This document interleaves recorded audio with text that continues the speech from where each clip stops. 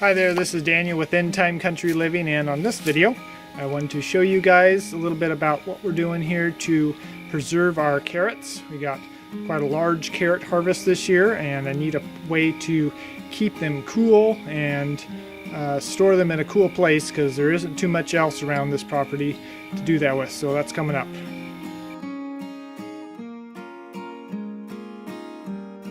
So one of the things that homesteads have historically had is a root cellar, and this works particularly well in the Midwest and up north more, and any place where it gets quite cold during the winter.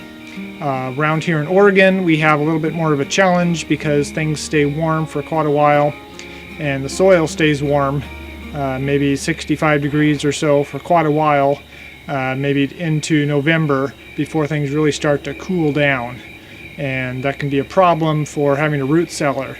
But that's about the best I can do right now. I don't have refrigerator space to store large quantities of carrots, and I got other root vegetables I want to put into our small freezer that's been converted into a refrigerator.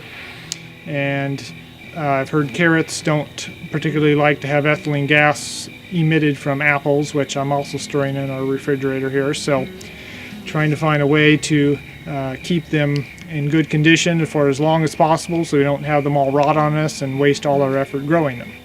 So I want to show you guys a little bit of what I'm going to do to try to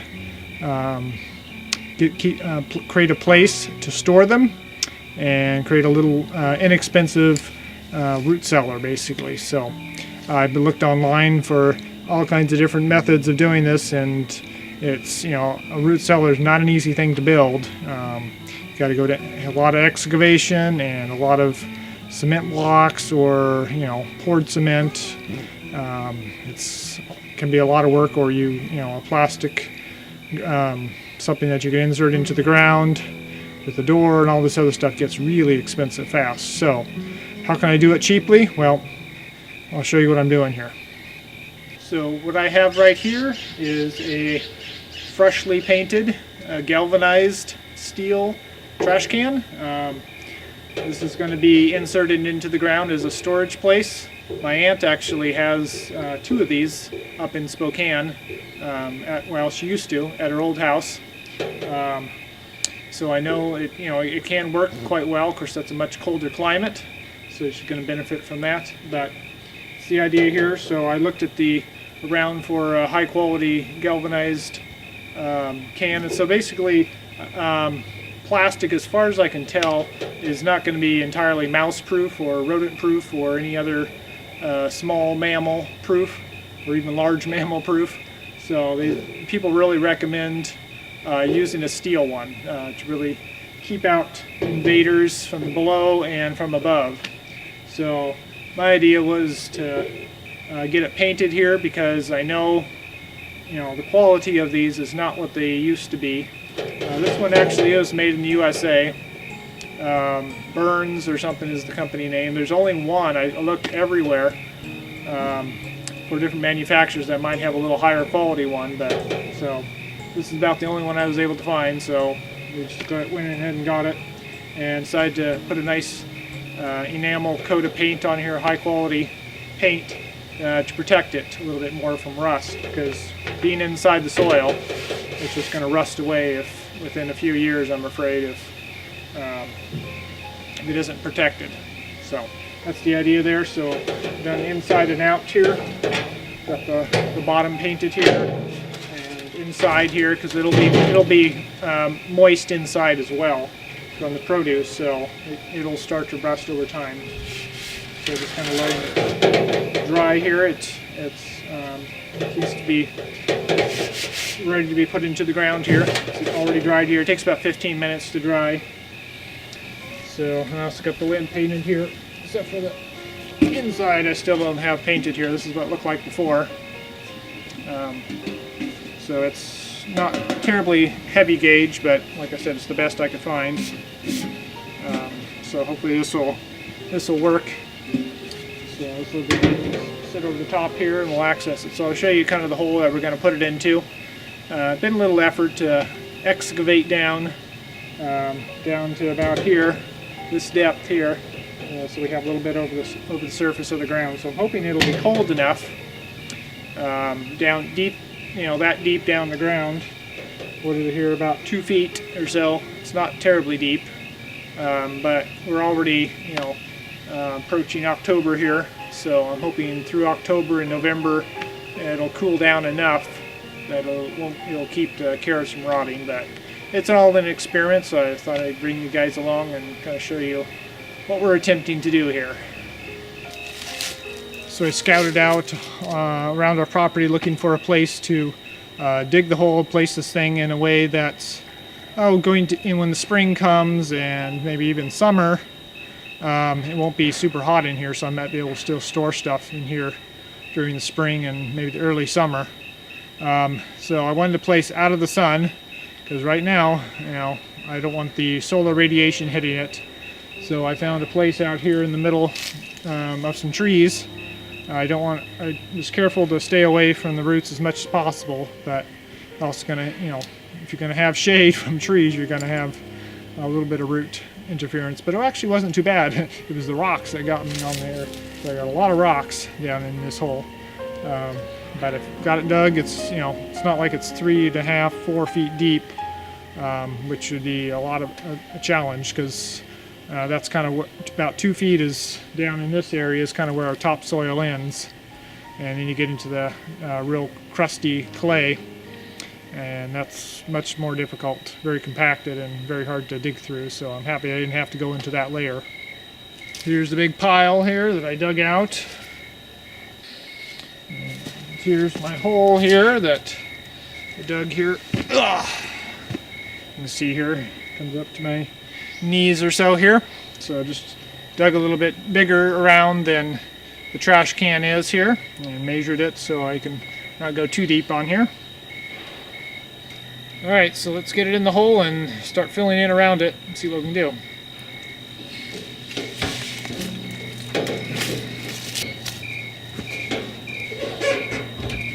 Okay, it's about right. So maybe a little bit lower than anticipated, but actually, since we really don't have drainage problems here, I don't think it should be too much of an issue. I'll just pull it out and raise it up a bit here. Keep the lid on for now and see how that works. Okay. Not sure if I want the rocks in there. We need to. See what we can do here. I'm not going to need as much, obviously, than as I came out of the hole, so try to keep the rocks out of there because it's just going to damage the paint job on here.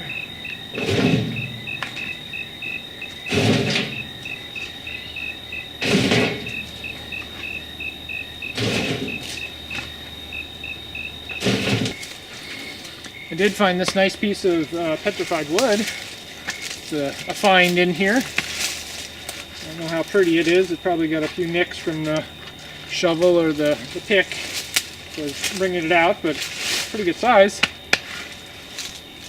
Alright, well, I got it done. Got it all filled in around here, so it came out quite nicely.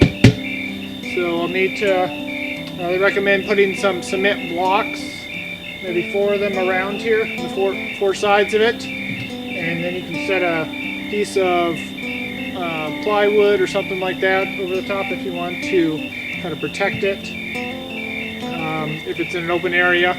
We also recommend putting some plastic over it, so I think I'll probably do that and weight it down so the rain will sheet off and go away from it rather than coming right down on it.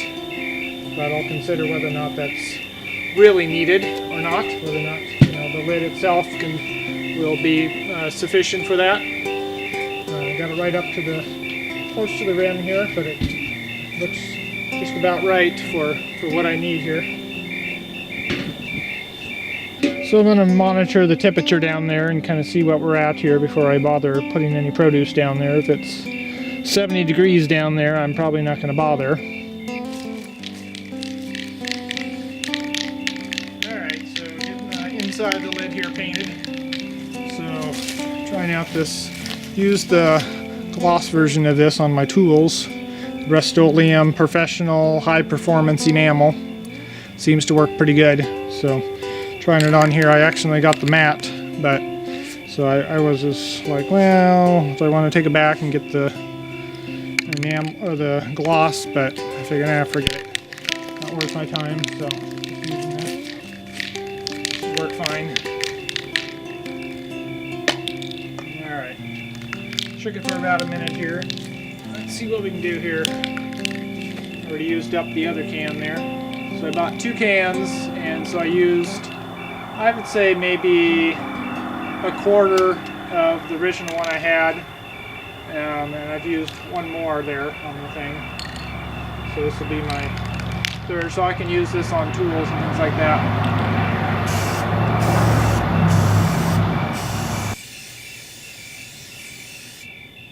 And so there you have it. Once that dries, I'll get it put back on there. I'm going to put a thermometer down in the bottom there and see what we get.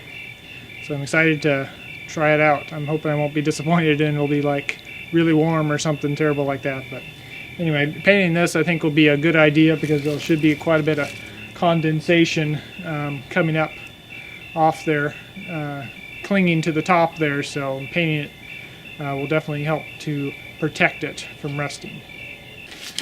Alright, so it's the next morning and wanted to take a look at what the little root cellar here is doing as far as temperature wise. Last night I put in some thermometers in there and a humidity gauge to kind of see what it looks like inside. So left it closed over the night here, and early in the morning I opened it up a little bit to see if I could let some of the cooler morning air fall into there. Did help a little bit to bring it down to about 5 degrees. So anyway, I was seeing how what the temperature is over the day, see if it continues to rise with the air temperature, or if it's the ground temperature is holding it and keeping it cool.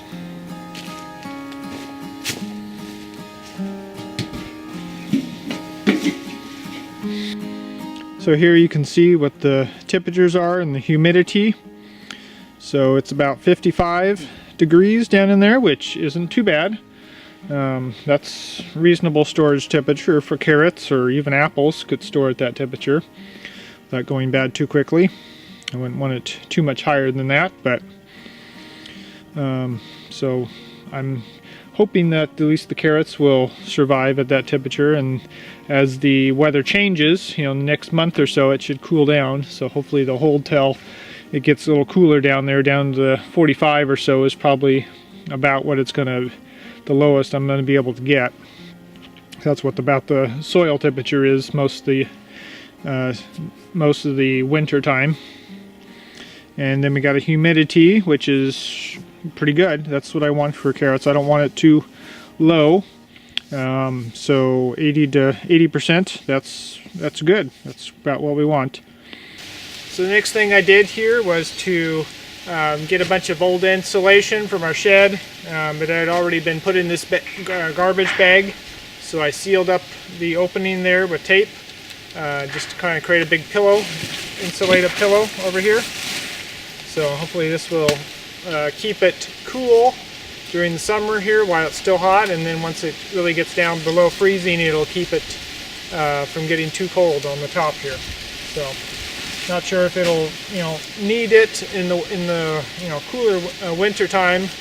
The ground itself may keep it above freezing very easily, but super cold nights where maybe get down to 14 degrees, which sometimes it does around here, it'd be nice to have a little extra protection to know my carrots aren't getting frozen and then be destroyed. So that'll be useful for that, and see how well that holds up over time. So, and to soak up any juices that it might have or any kind of spoilage, just going to put some wood shavings from like sawing up stuff in the bottom of the trash can here. I don't know how much, just probably a couple inches, maybe 2 or 3 inches. So I'll dump some in there. So about that much there, just a couple inch or 2 inches or something like that. Put that in the bottom here. Get some sticks. Okay, so now I'm gonna try and put the carrots in there. Not gonna be ones that are gonna rot, but I think most of these are gonna be just fine. They're actually holding fairly good here in the house. Still got quite a few split ones, but